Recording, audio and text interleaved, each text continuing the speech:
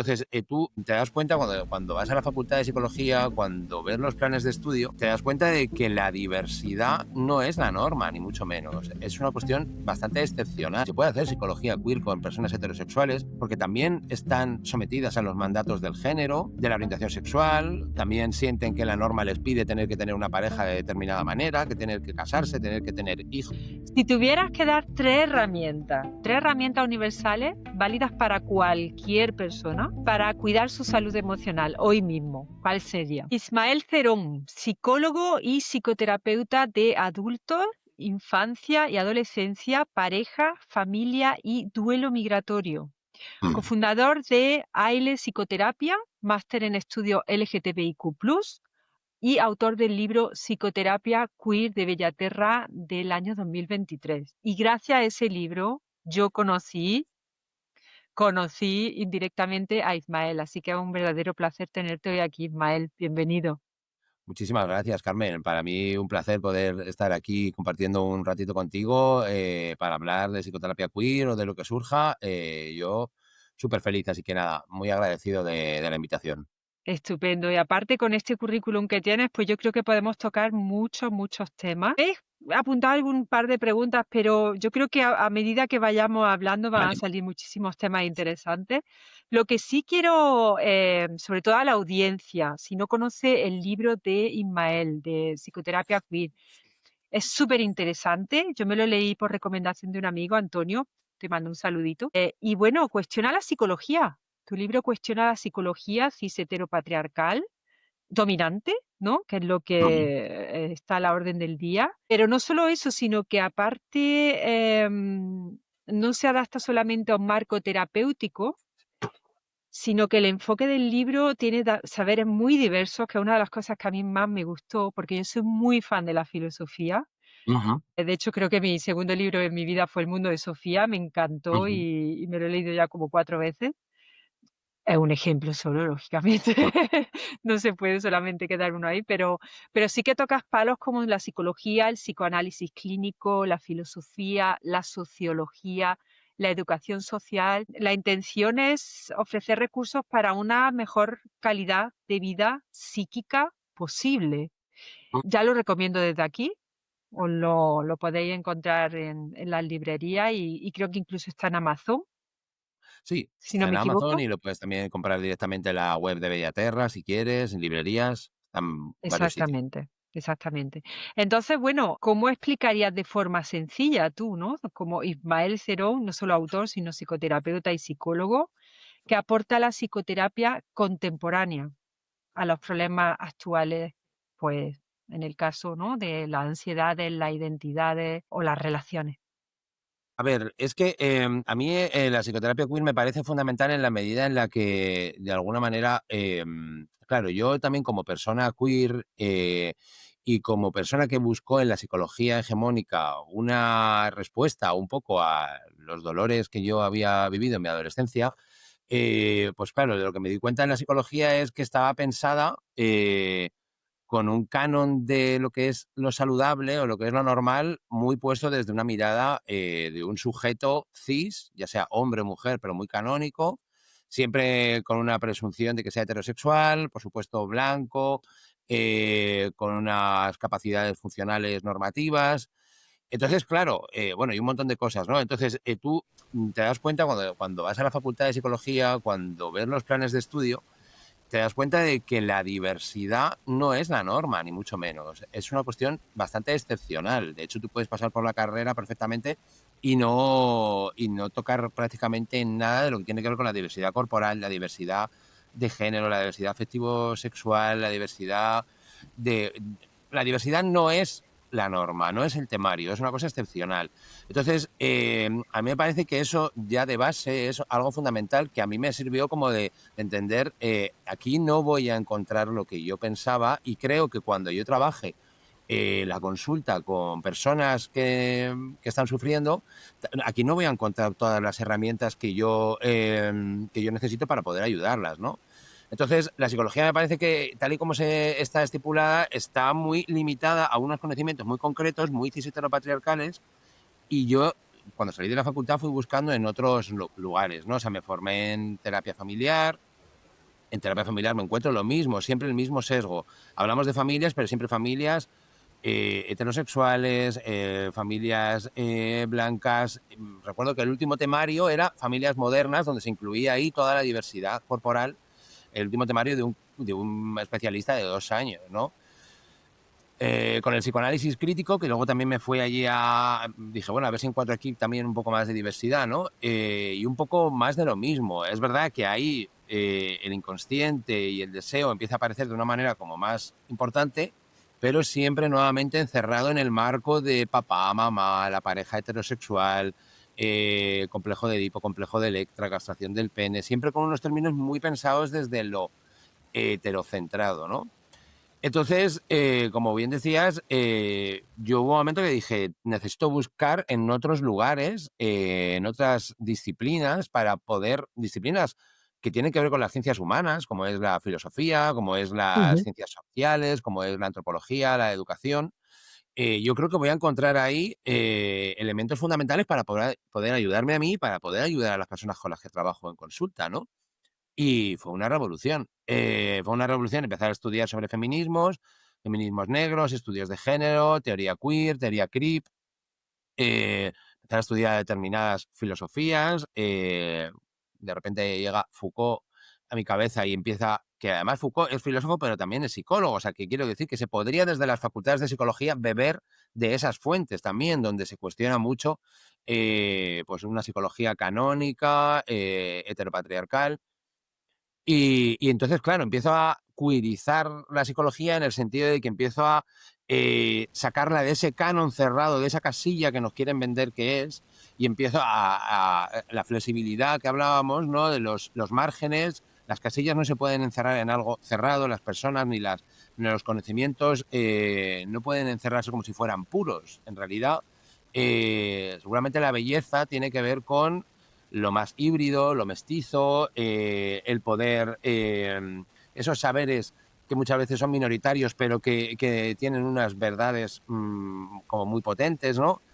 Y lo que es a descompresurizar un poco de solo me voy a formar en psicología y voy a empezar a hacer una formación de ciencias humanas mucho más transversal que me va a favorecer tener una visión mucho más completa y que me va a permitir pensar cómo se configura la personalidad de alguien, no solo por lo que te explica la psicología canónica, que es tu papá, tu mamá, tu contexto más concreto, tus amigos, tus amigues, sino también cómo nos ha atravesado nuestra subjetividad, el hecho de ser entendidos como mujeres o como hombres o como cis o como de clase social baja o alta, cómo eso configura mi subjetividad, eh, si tengo un cuerpo que se sale más de la norma y recibo violencia estética o no.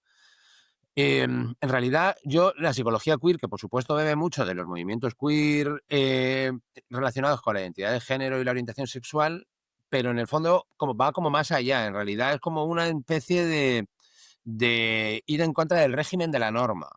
Régimen de Ujú. la norma, de la normalidad que a todos nos atraviesa, también a las personas heterosexuales, y se puede hacer psicología queer con personas heterosexuales, porque también están sometidas a los mandatos del género, de la orientación sexual, también sienten que la norma les pide tener que tener una pareja de determinada manera, que tener que casarse, tener que tener hijos, hijes, y a lo mejor no quieren. La norma, en el fondo, nos atraviesa a todas y nos cercena muchas posibilidades de ser, de expresarnos como queramos, de vestirnos como queramos, bueno, nos limita y nos encasilla. Entonces, de alguna manera, ese proceso de estar en búsqueda de una psicología que a mí me ayudara y que ayudara a las personas con las que trabajo en consulta, hizo que fuera, bueno, pues leyendo, estudiando desde otros lugares, creo que ha sido muy enriquecedor, la verdad. Y creo que enriquece Ujú. mucho las personas con las que trabajo en consulta. De hecho, has dicho algo súper importante porque ya sabes que nosotros somos una plataforma que estamos orientados y enfocados en la salud mental, no Ajá. solamente para el colectivo, sino también para esos aliados, esas aliadas, esas Ujú. personas heterosexuales, personas que Claro. no pertenecen al colectivo y que Ujú. también esa puntualización que ha hecho acerca de lo queer, que no solamente tiene que estar orientado, ¿no? O enfocado a la Claro, orientación sexual y al género, claro. sino claro, también, en definitiva, lo que es la diversidad, lo que es la flexibilidad que hablamos al principio, ¿no? Esa sí, rigidez, tirarla por la ventana y abrirnos, ¿no? Enfocarnos en diferentes perspectivas, ¿no? Que imagino que si has hecho el tema de la terapia familiar, pues has trabajado de manera sistémica, ahí llega claro, a un compendio de perspectivas súper importante a la hora de tratar y a la hora bueno, de hablar con las personas, ¿no? Y de tenerlas en consulta. Y totalmente. aparte, yo creo que también, Ismael, creo que has dicho algo muy importante y es el hecho de que hay una serie bueno, de conceptos que están increíblemente anticuados. Ujú, Es que en ese caso, por ejemplo, hablaba de la psicología del psicoanálisis. No ujú, olvidemos al padre del psicoanálisis, Freud. ujú. Es que si todavía nos basamos en lo que Freud, ¿no? Estipulaba, decía y comentaba, Dios mío, ¿dónde está el desarrollo personal de cada uno y de la sociedad, ¿no? Totalmente. O sea, tenemos que entender que Freud fue alguien que vivió en el contexto de principios, o sea, finales del siglo XIX, principios del siglo XX. Obviamente, en un contexto completamente distinto, un régimen victoriano donde había una represión sexual gigante, el marco heterosexual era enorme.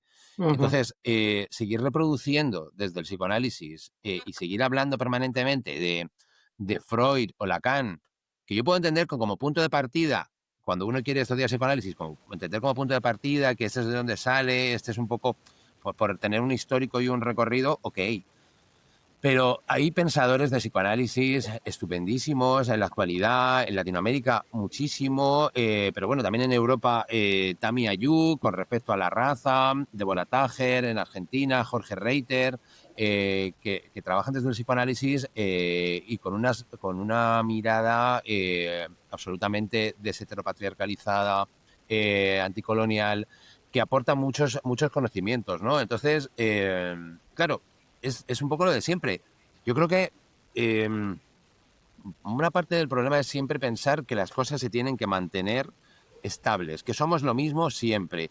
Y eso en el fondo se pega con la vida, no solo con nosotras mismas como personas, sino también las disciplinas en las que nos formamos, ¿no? Si no están en permanente movimiento, que en el fondo eso es algo bastante humano, ¿no? La transformación, el movimiento, evolucionar, nacer, crecer, o sea, todo está en movimiento y creo que si eso no lo tenemos en cuenta e intentamos de alguna manera capturar la foto, que siempre se quede así, en realidad nos estamos pegando con lo humano. Entonces, efectivamente, me parece que no podemos estar reproduciendo fórmulas del siglo XIX-XX.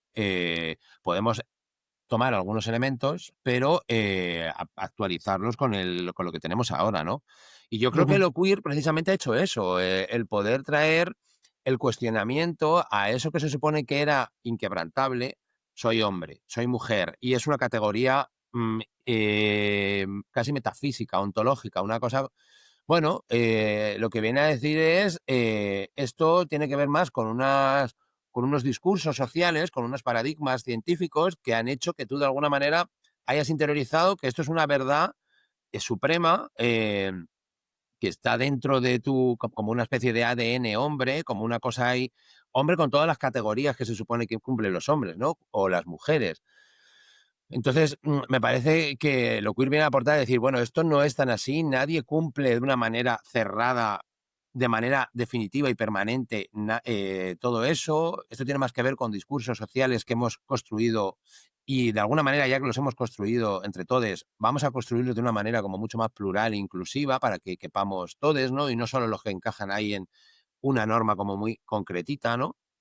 Entonces, me parece fundamental esta mirada. Y creo que también, de alguna manera, lo que hace es, como hablábamos antes, ¿no? Que nos podamos permitir movernos en diferentes marcos de conocimiento, ¿no? Yo creo que en el mundo de la psicología también hay como una especie de fundamentalismo de yo soy psicoanalista, yo soy conductista, yo soy tal, y parece que lo tienes que defender a capa y espada y meter a las personas con las que trabajas en tu teoría. Bueno, Ujú. tu teoría está para ser funcional, pero también para que se revise en función de si hay personas que de repente ya no encajan. El problema no es la persona que no encaja, igual es que tu teoría, bueno, pues tiene sus límites y vamos a ver cómo se puede mejorar, vamos a ver, puedo combinar un poco de este aspecto y ser un poco más crítico porque viene esta corriente que cuestiona esta otra parte. De alguna manera, dejarte empapar, y creo que eso tiene mucho que ver con lo queer, con fluir, con poder dejarte, no encapsularte en esto es lo que soy, esto es lo bueno, esta es la verdad, y creo que también es muy aplicable en cómo nos relacionamos, las personas, los profesionales de la psicología con nuestros marcos de conocimiento, con lo objetivo conductual, con lo familiar, con lo... Bueno, vamos a intentar también ser un poco más porosas, ¿no? Y dejarnos un poco empapar por nueva formación. Me encanta ese concepto de poroso. Poroso, sí, lo que hablamos al principio, la flexibilidad tan importante que es, ¿no? Bueno, ya partiendo de la base, que decimos soy psicólogo, en vez de decir trabajo de psicólogo, o sea, si ya partiendo de la base te identificas con tu Claro. profesión, pues apague vámonos, ¿no? Nuestra audiencia, Ismael, es muy variada. Tenemos Ajá, desde adolescentes a partir de los 19, 20 años hasta ajá, personas ya adultas de los 55, 60. ajá, qué bien. Y tú trabajas con adultos, trabajas con adolescentes, familia. Ujú. ¿Qué diferencia te impacta entre cómo vive el malestar emocional un adolescente y cómo lo vive un adulto?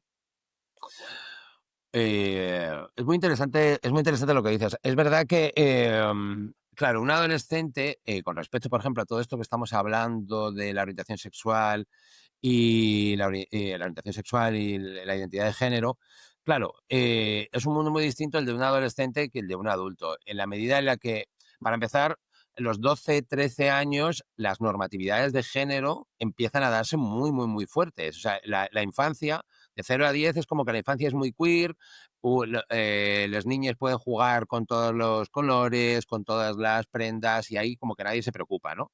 Pero cuando empieza la adolescencia, preadolescencia y adolescencia, las normas de género se vuelven muy crudas y quien hasta antes podían estar jugando sin ningún problema, de repente, todo llega de una manera como mucho más férrea. El grupo de lo social es muy importante y entonces no te Ujú, puedes permitir salirte, de la norma porque eso te va a costar un peaje, ¿no? Eh, También ahí en la adolescencia empieza a entrar todo lo afectivo sexual, entonces, muchas veces, bueno, pues, nos encontramos muchas personas, por ejemplo, del colectivo LGTBIQ+, que las adolescencias no pueden vivir adolescencias todo lo bien que les gustaría, pues porque, muchas veces no hay suficientes referentes o porque sienten que tienen menos oportunidades, se sienten menos deseables. Entonces, yo creo que es un mundo, difícil en el sentido de que todavía hay muchas angustias, está cambiando tu cuerpo, están cambiando un montón de cosas internas, tienes muchas ganas de ser querido, de ser deseado, pero y no quieres ser visto como muy, fuera de la norma, pero por otro lado, tú estás viendo que hay cosas en ti que necesitas, ¿no? Entonces me parece un proceso complejo. Creo que las adolescencias de ahora tienen más referentes que las adolescencias, a lo mejor, de los que ya tenemos una edad. Por ejemplo, yo como persona bisexual, pues bisexuales masculinos en los años 90, que era cuando yo era adolescente, era una cosa, pues, muy minoritaria. Y ujú. creo que a día de hoy, hay mucha más información, no solo en redes sociales, sino también literatura, libros, cine, series, que creo que eso favorece el que tú puedas sentirte representado y digas, bueno, no estoy solo, ¿no? Esa sensación de comunidad. Entonces creo que las adolescencias van mejorando también generacionalmente, ¿no? De hecho, ahora, es mucho más fácil que la gente se identifique como persona, por ejemplo, bisexual, que siempre ha estado como muy, invisibilizado. Creo que ahora es una etiqueta identitaria que va en aumento, ¿no? Y yo creo que eso habla de que, bueno, hasta cierto punto, el trabajo que se ha hecho todo este tiempo de educación LGTBIQ+, va surgiendo efecto. Desde la psicología del desarrollo, la adolescencia es una etapa donde las normas de género se endurecen y el grupo social gana un peso decisivo. Lo que en la infancia se vive con más libertad, En la pubertad pasa a ser vigilado, juzgado y penalizado. En ese contexto, explorar la orientación sexual o la identidad de género tiene un costo emocional. El miedo a salirse de la norma compite con la necesidad profunda de ser visto. A esto se suman los cambios corporales y emocionales propios de la etapa, que ya de por sí generan inseguridad. Para adolescentes LGTBIQ+, la vivencia suele ser doblemente exigente por la falta de referentes y la sensación de menor deseabilidad social. Al mismo tiempo, el acceso a referentes, representación y lenguaje marca una diferencia real entre generaciones. Ver historias parecidas a la propia reduce el aislamiento y permite ponerle nombre a lo que se siente. Por eso es tan importante el referente, la persona referente. Que hoy haya más personas jóvenes que se identifiquen abiertamente, por ejemplo, como bisexuales, no es moda, es efecto de visibilidad y educación. Cuando existe un marco para comprenderse, la identidad puede vivirse con menos vergüenza. También parece que va por géneros, que las chicas les es más fácil, a día de hoy, a las chicas adolescentes les es más fácil que a los chicos. Parece que este momento, por lo menos lo que se oye, estamos así, ¿no? Pero bueno, la ¿Por qué crees adolescencia. que eso es así, Ismael? Perdona que te interrumpa. ¿Por qué crees que las chicas lo tienen como más fácil o les cuesta menos hacerlo? Bueno, yo creo que yo creo que las chicas en general, construirte como chica en el proceso de socialización siempre es más fácil en cuanto a lo que tiene que ver con lo emocional. O sea, está más permitido para las chicas poder expresarse emocionalmente, poder 2 chicas para empezar, si son vistas de la mano en la calle, no necesariamente pueden ser tachadas, o insultadas. Se puede entender que son como amigas, las chicas Ujú. son de esta manera. 2 chicos en la calle automáticamente la norma de la masculinidad hegemónica es tan férrea que 2 chicos en la calle de la mano, un gesto de afecto o cariño siempre va a ser sancionado o mal visto porque son unos maricones. Automáticamente, claro, la homofobia y el machismo en los hombres tiene unas características distintas que en las mujeres. Y la emocionalidad en los hombres siempre está más cercenada, no se les permite ser afectivos, emocionales, porque si tú eres chico y afectivo y emocional, ya estás deslizándote a la rampa de lo marica. Aunque tu orientación sexual sea heterosexual. Pero no solo tienes que. La orientación sexual no. O sea, ser marica no es solo que te gusten los chicos, sino también que parezcas marica en tanto que eres un tío afectivo, que eres un tío emocional, eso te hace más marica. Entonces, las restricciones ahí son más grandes. En las chicas, yo creo que construirte como chica, de hecho, se enfatiza lo emocional, se enfatiza, para ser chica tienes que ser eso, emocional, afectiva, cuidadora. Entonces, yo creo que hay un margen más grande como para poder expresar tus afectos también hacia personas de tu mismo género. Entonces, creo que en ese sentido bueno, yo también creo que tiene que ver con el hecho de que más chicas puedan identificarse como personas bisexuales o lesbianas o queer. Creo que también tiene que ver con el trabajo que se ha hecho en la última década, el feminismo. Creo que el feminismo ha tenido un impacto importante y parece que hay como en los chicos jóvenes un repliegue ante lo que, en términos generales, ¿no? Un repliegue como una especie de reacción ante el feminismo como ha avanzado y por parte de los chicos, entonces de alguna manera se meten más para adentro y hay una masculinidad como nuevamente, como un poco más, bueno, dominante, y las chicas, sin embargo, están bebiendo de todas esas avances y yo creo que eso es fundamental, ¿no? Entonces yo creo que hace un poco esa diferencia. Ujú. Como psicoterapeuta, Ismael, cuando hablamos de reconectar con la identidad, ¿cómo lo sueles hacer tú en consulta? ¿Cuál es tu, no sé si decís tu forma favorita, ¿no? Pero Ujú. ¿cuál es el método que más utiliza o cómo lo lleva a cabo en la práctica? Bueno, o sea, para mí, reconectar con la identidad, yo me lo llevaría a un terreno de quién eres ahora, o sea, como de alguna manera, lo que hablábamos antes, ¿no? De qué manera el régimen de la norma te está acortando, te está cercenando, qué cosas no estás haciendo pero que desearías.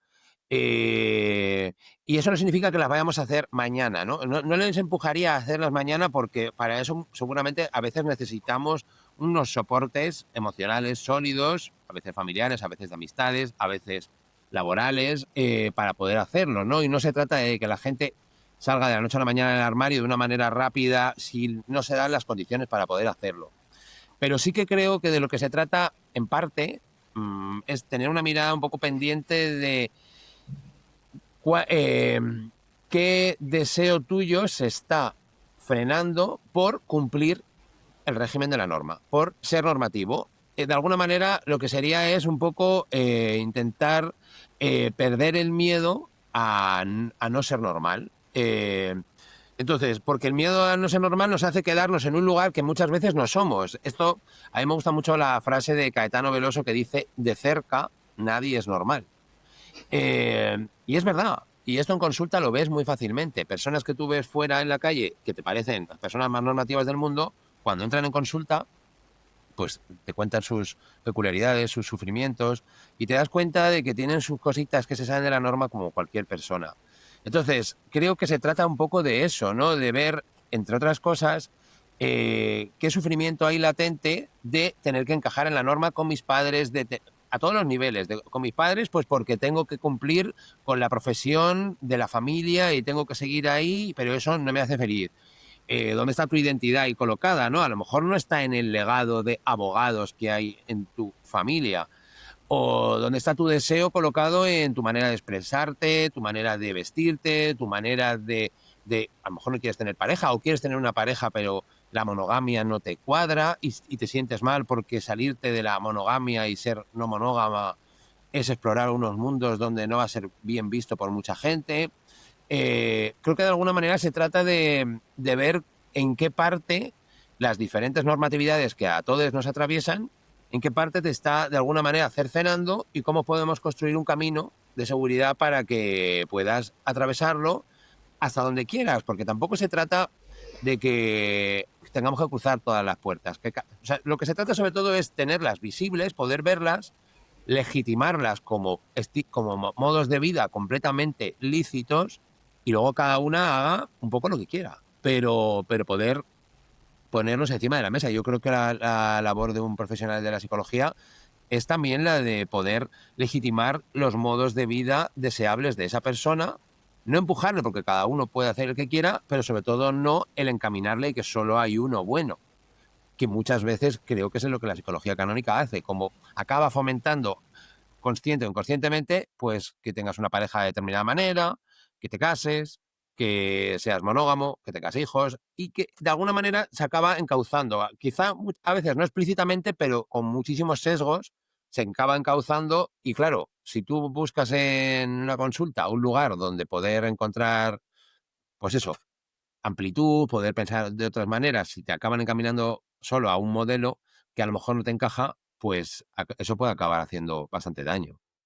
Pero yo tengo ahí una duda, porque, claro, te estaba hablando ahí como los deseos que están reprimidos, ¿no? Algo que a Ujú, lo mejor pues tú no ves o no sientes, ujú, o a lo mejor lo sientes, pero te está reprimiendo y te das ujú, cuenta. ujú. Em, ¿Qué trabajo tendría ahí, por ejemplo, el trabajo de los valores, de conocer tus valores, de conocer si estás viviendo acorde a tus valores, siendo coherente con tus valores?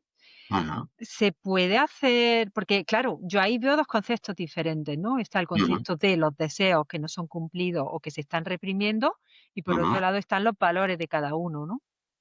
Porque claro, el valor está ya más, aquí ya me estoy entrando en temas un poco más filosóficos, pero los valores están mucho más relacionados con lo que has mamado, ¿no? Con lo que te han inculcado, más a Ujú, nivel sistémico, más a nivel familiar, más a nivel de lo que ha aprendido, ¿no? claro. Entonces, ¿cómo diferenciamos? Yo es que no creo que tengan, o sea, son dos cosas diferentes que están interconectadas, no las separaría demasiado. O sea, quiero decir, eh, por eso yo en el libro hablo mucho de que la psicología es política. La psicología es política no en un sentido de que te inste el profesional de la psicología a votar a un partido u otro, no desde ese lugar, pero sí que ponernos en una posición neutral, neutral en el sentido de no ser conscientes de hasta qué punto el machismo, la LGTBQ-fobia, el capacitismo, la gordofobia nos configura. Si no te fijas en eso, lo que estás reproduciendo inconscientemente es la norma, y la norma es cis heteropatriarcal. ¿Qué quiero decir con esto? O sea, que la psicología tiene que tener en cuenta los valores que hay en la sociedad y cómo eso nos afecta. Claro, nosotras en nuestro proceso de socialización recibimos una serie de valores políticos, sociales, a través de nuestra familia. Nuestra familia son de alguna manera los que nos inculcan los que están en la sociedad. Pero esos valores, para empezar, no son la verdad suprema, porque los valores que había en los años 50 no son los mismos que en los años 80 ni los mismos que hay ahora. Entonces, eso significa que los valores son cambiantes. Y los valores estaría bien que sean lo más plurales posibles, porque si son muy cerrados, a lo mejor hay gente a los que les encaja y hay gente a los que no. Entonces, claro, cuando tú vives en un contexto con unos valores que quizá son incompatibles con tu deseo, es decir, yo vivo en una familia donde se valora la familia heterosexual, procrear, y de repente veo que mi deseo no se encamina hacia esa dirección, veo que no veo que esa manera de vivir sea la que me vaya a hacer feliz, que de alguna manera estoy viviendo la vida que me han programado previamente, como una especie de protocolo por el que tengo que pasar, pero que no hay nada de agencia en mí, porque por muy bien que me hayan vendido estos valores como algo maravilloso, quizá es maravilloso para quien siente deseo hacia ellos. Y aquí es donde está el puente.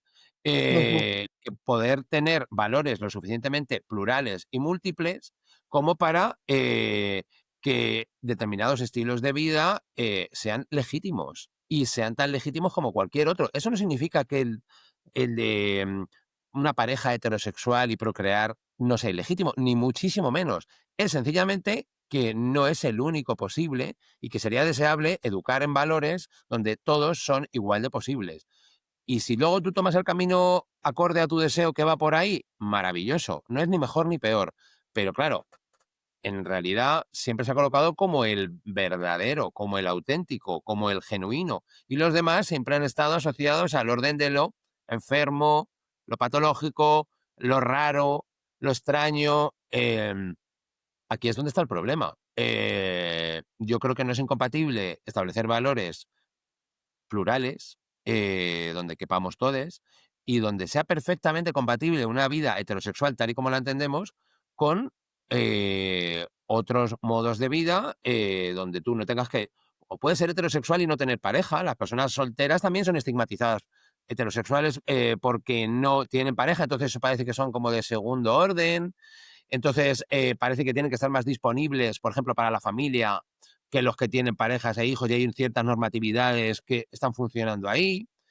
Claro, acabamos viendo unos valores como que se potencia unos estilos de vida, tener una pareja heterosexual, tener hijos. Si puede ser dos, mejor que uno, porque si no, o sea, siempre todas esas normatividades ujú.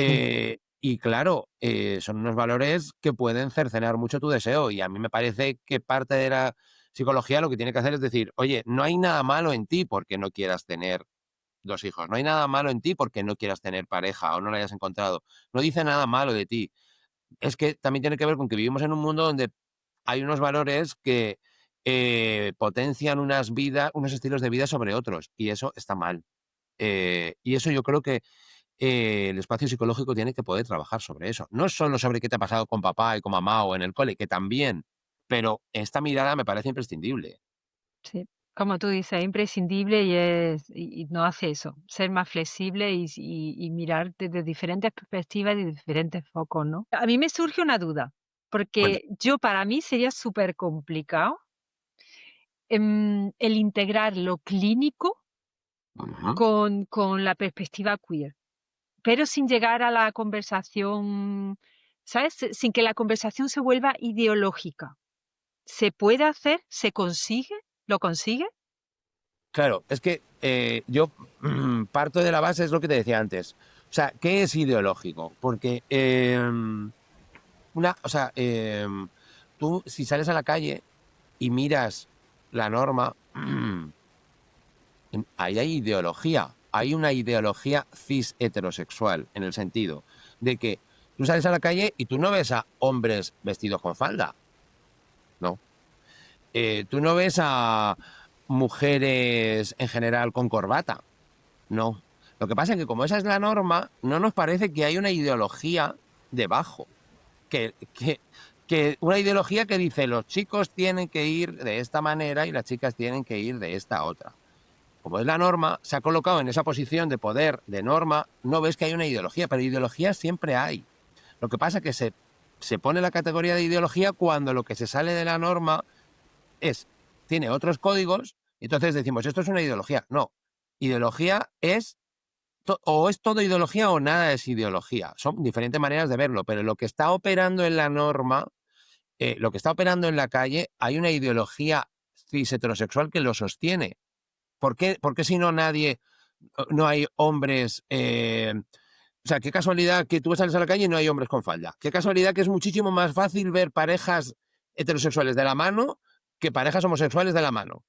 Hombre, hay una ideología normalizada, invisibilizada, que está sosteniendo eso. Entonces, claro, yo creo que es un poco erróneo pensar que lo otro es ideología y la psicología clínica sin una mirada queer no es Ujú. ideología. Sí, sí que lo es. Lo que vamos a intentar es poder construir una ideología plural, donde quepa todas las opciones, donde quepa la pareja heterosexual que va por la calle, donde quepa el hombre que va en pantalones, el hombre que va en falda. Esto es de lo que estamos hablando. Entonces, esto me parece imprescindible poder mirarlo a la consulta, porque no, lo que nos pasa, lo personal, tiene mucho que ver con lo que nos pasa en el contexto social. Lo clínico, cómo sufrimos, los mecanismos defensivos que desarrollamos, todos nuestros problemas intrapsíquicos, todo lo que llamamos clínico, tiene conexión con el mundo en el que vivimos, o sea, o sea, con lo político, con lo social, con lo comunitario, a eso me refiero con político. Es que no está desligado. O sea, de hecho, a mí lo que me pasa es casi al contrario. Lo que no entiendo es cómo una clínica no puede estar conectada con lo social, con lo comunitario, porque si no, está como quedándose en una esfera muy familiarista, muy en la burbuja de los amigos, la familia, ya, pero es que esos amigos y esa familia beben de un contexto social, político, con unos valores que también hacen que a mí me hagan unas heridas o no me hagan unas heridas, porque hay un machismo que dice que eso es normal, porque hay una LGTBQ-fobia estructural que nos condiciona. Entonces, eso no significa que lo que yo entiendo de lo que quieres decir es que o sea, lo que no podemos hacer de la psicología es un lugar panfletario, un lugar donde tú tienes que estar permanentemente hablando yo qué sé, la LGTBQ-fobia, el racismo, como si fuera una clase de antirracismo. No. O Sí, sea, claro, claro. se trata de que tú estés. Me refería a eso porque como que me da la sensación como que se puede, ¿cómo diría? Es como si la concentración en el paciente o en el Ujú, cliente se perdiera en ese momento, en el momento que nos enfocamos en el exterior, ¿no? Que por supuesto el contexto es súper importante, pero ujú. no debemos olvidar también No, no, no. al individuo, ¿no? Claro, eso lo doy por hecho. O sea, a mí me parece que una terapia es la combinación del individuo y lo social. O sea, sin ninguna duda. Ujú, A lo que me refiero es que en general, en la psicología canónica, la parte sociopolítica, sobre todo lo que tiene que ver con cómo el machismo nos influye, cómo la LGTB-fobia nos influye, cómo la gordofobia, esa es una parte que ha extirpado. Y se fija solo en el individuo. El individuo es, es el leitmotiv de lo que estamos hablando, pero el individuo solo, son dos patas, el individuo y la sociedad, y la interacción de estas dos es lo que tenemos que trabajar, siempre a través de la historia biográfica de esa persona, ujú, y no a todo el mundo le ha afectado de la misma manera, y tú, es lo que hablábamos antes, yo creo que todos estos conocimientos los tienes que tener aquí detrás, no se trata de dar una clase de antirracismo o de LGTBQ-fobia, no, se trata de que tú vas escuchando a esta persona, su historia, su recorrido, su camino biográfico, y ahí tú puedes tener en tus marcos de conocimiento cómo el racismo ha podido influir, y poder tener esas herramientas te permite entender a lo mejor según qué cosas, ujú. eh, cómo la gordofobia le ha podido hacer sentirse menos deseable, por ejemplo, con respecto a las personas con las que ha querido tener algo afectivo y cómo la gordofobia eso le ha condicionado, cómo le ha condicionado su autoestima. Son elementos que son fundamentales. A eso me refiero con políticos, no con dar una charla sobre eso, sino que sean conocimientos que tú tengas aquí detrás, como los conocimientos sistémicos, como lo que es el inconsciente, como el análisis funcional para quien sea cognitivo-conductual, herramientas que te sirven para en un momento dado, mientras tú estás ayudando a esa persona, tengas esos elementos para poder acceder a ellos, no como una clase, no como un... pero me parece fundamental poder tener eso ahí, Sí, porque creo que va a sí. enriquecer tu consulta y va a poner muchos matices al trabajo que haces.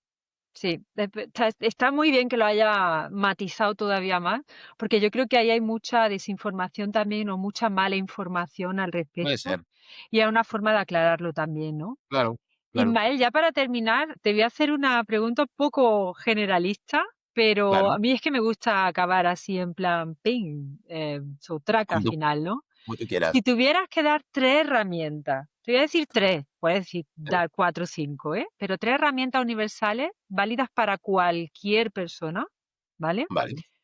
Para cuidar su salud emocional hoy mismo, ¿cuál sería? Para cuidar tu salud emocional. Bueno, yo creo que, a ver, no quiero decir cosas como muy simples, pero, o sea, pensaría, por una parte, eh, habilitar espacios para poder escucharte a ti mismo. No necesariamente tiene que ser la terapia, que la terapia funciona mucho y muy bien, pero quizá no todo el mundo es el espacio para todo el mundo, pero creo que habilitar espacios en la terapia sea el que sea, para poder escuchar un poco y parar en la locura muchas veces que vivimos, me parece fundamental, ¿no? Entonces, creo que